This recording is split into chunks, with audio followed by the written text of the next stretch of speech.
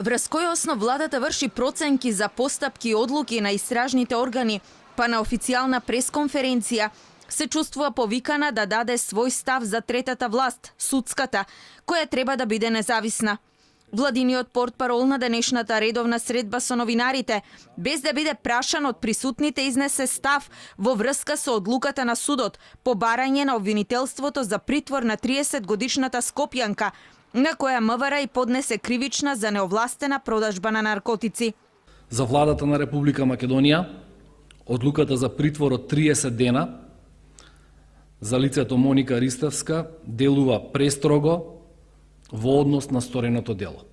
Алфа побара одговор кој е ставот на владата за останатите лица кои се во притвор за исти или други кривични дела, на што добивме сосем различен одговор. Секој граѓанин кој го прекршил законот треба да одговара за сторените дела. Македонија е правна држава.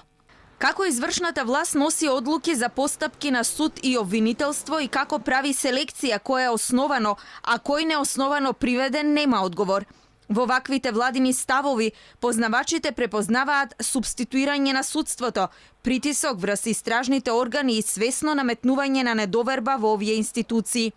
Според МВР, 30-годишната Скопјанка е позната на полицијата.